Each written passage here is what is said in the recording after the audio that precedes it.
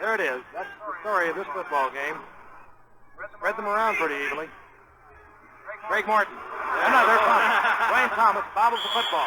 The Giants recover, I believe. Yes, it is. Bottom of the pile, number 58, Jim Files. Well, hello. Thank you so much for taking time out of your day to check out this video. And welcome to the Gridiron. Before we get started, I just want to say thank you so much to everyone out there who's been watching my videos. Thank you. If you can maybe give this video a thumbs up or possibly leave a comment below, or maybe even share this video, it would mean so much to me. But anyway, just thank you so much for just taking time out of your day to check out this video. Thank you.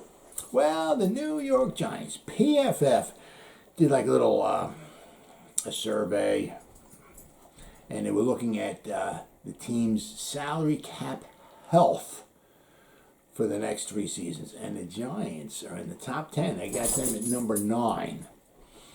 So we're going to go over that, the pros and the cons, okay, if you will, of the salary cap health that the Giants have. I mean, it's certainly good to have some salary cap, that's for sure.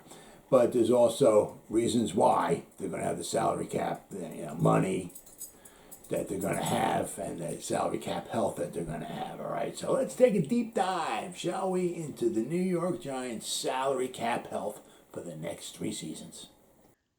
All right. The New York Giants here. All right, there's an article here. The Giants rank 9th in future salary cap health, according to this PFF article here, okay?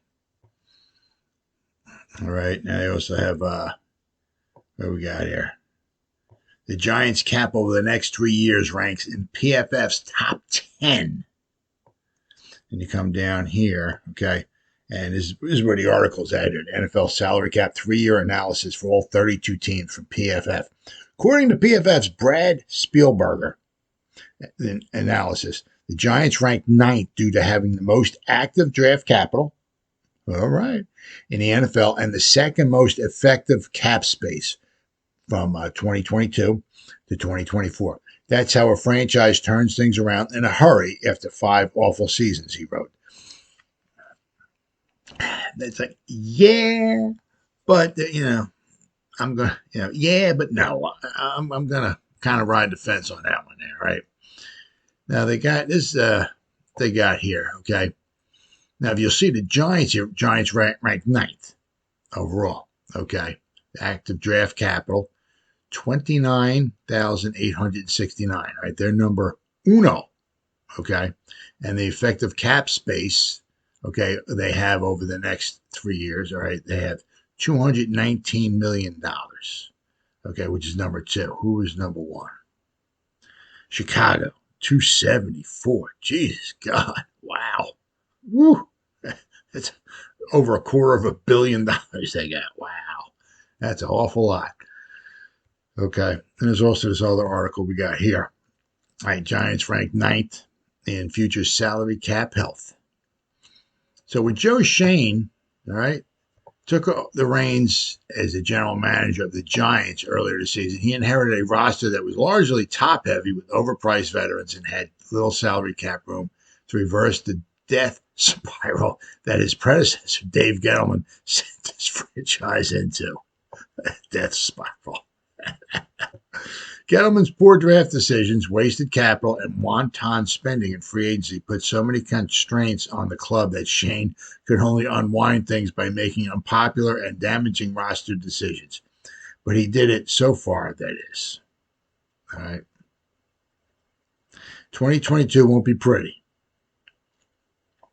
But there is optimism. Schoen managed to free up a ton of cap room by trimming some big salaries, signed a slew of useful veterans to low-end contracts, and then leveraged his draft capital into players he hopes to build with.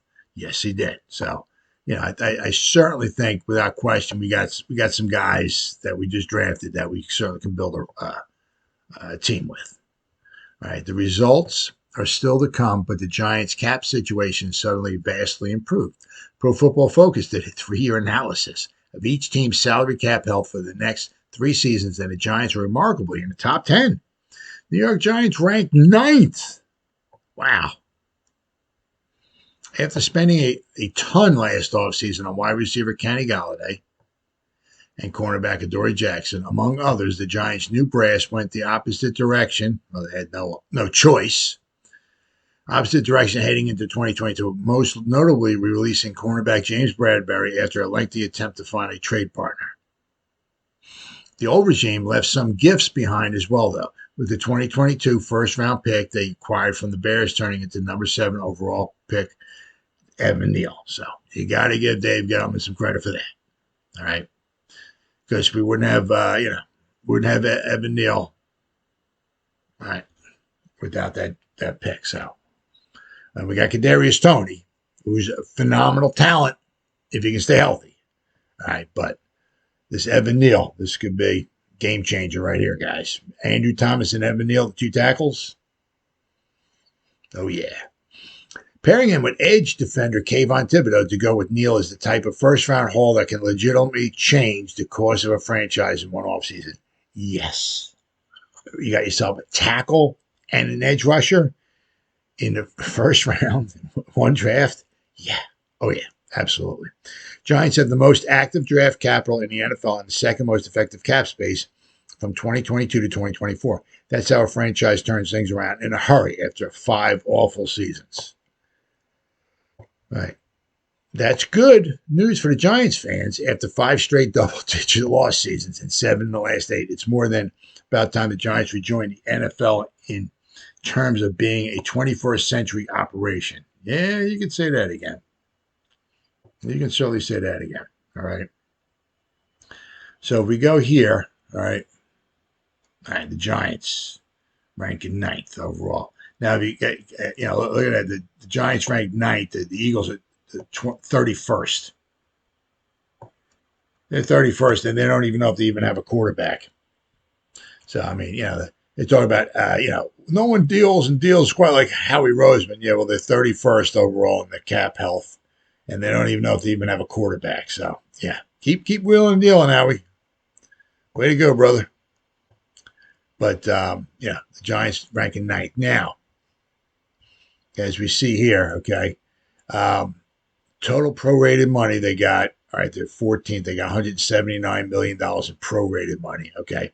The top 51 veteran valuation, okay, they're number 28, okay, at 278. Now, the thing is here, the one problem here, okay, is your 2023 unrestricted free agent valuation, okay, is that this is what it's going to cost, okay, if they're free agents going into them, this is what it's going to cost, okay, to possibly sign those guys.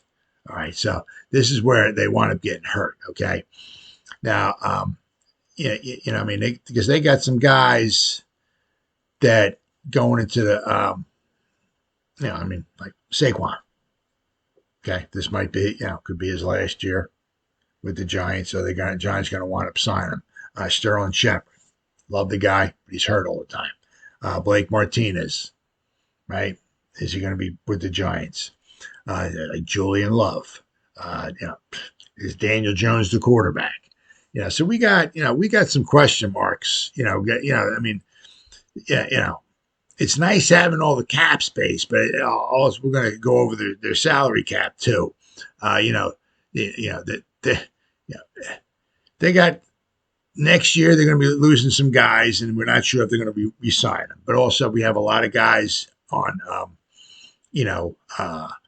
shorter contracts too that are going to be coming due soon anyway, and we might be losing those guys. So we're going to have some salary cap money, but we may not have any. We may not have a quarterback. We're going to be losing a lot of our big guys. So, but overall, the Giants are in good shape at number 9 overall. Especially with the draft capital, right? Very, very good. And the effective cap space, the 2022 to 2024 effective cap space, they're number 2 overall, right? So that's very, very good. But if we look into, right,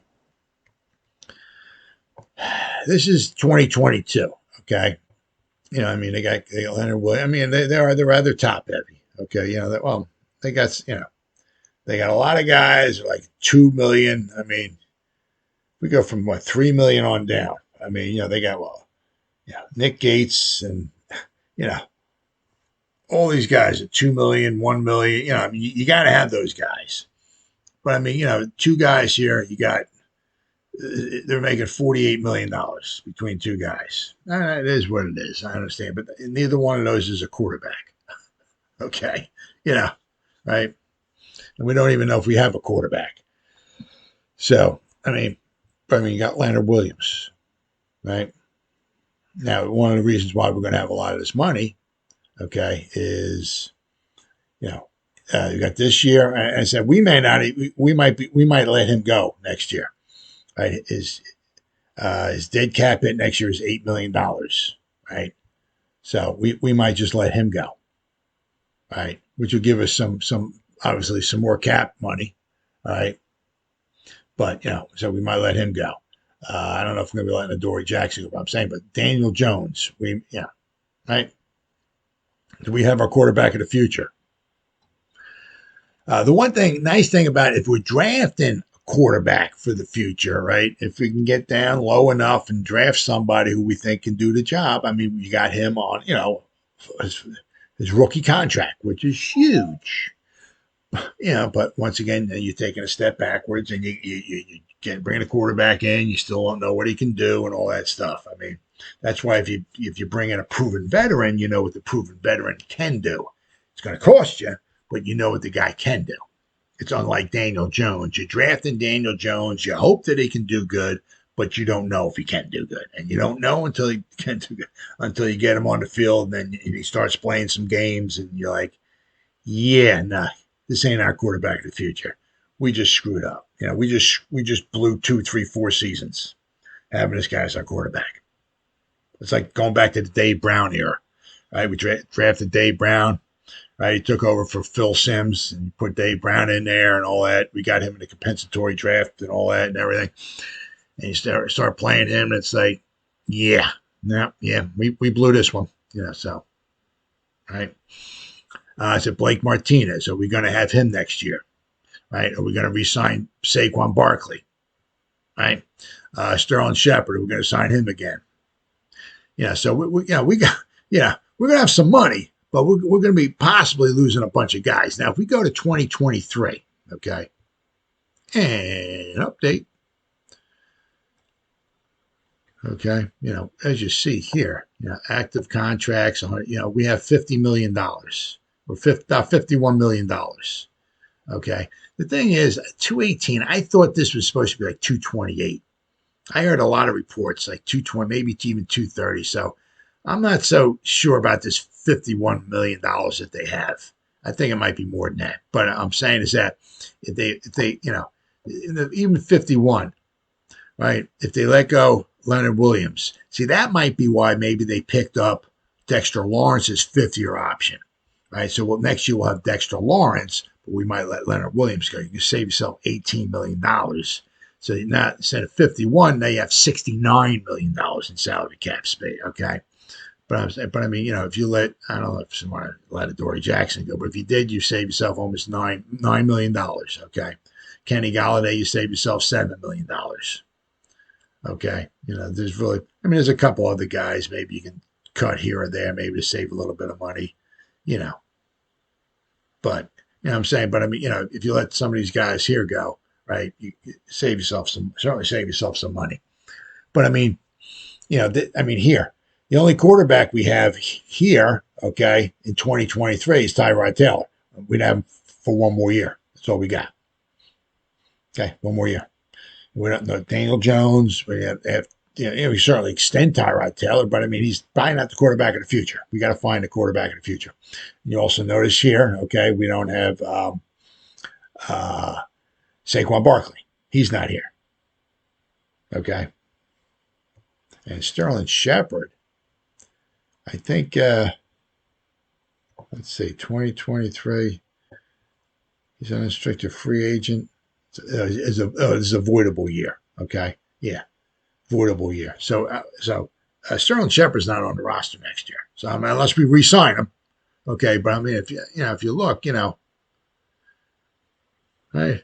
I mean, Leonard Williams may not even be here next year. Okay, we could let Kenny Golladay go and save some money. I said we have no Saquon Barkley, no Sterling Shepard. I've noticed here there's no Blake Martinez.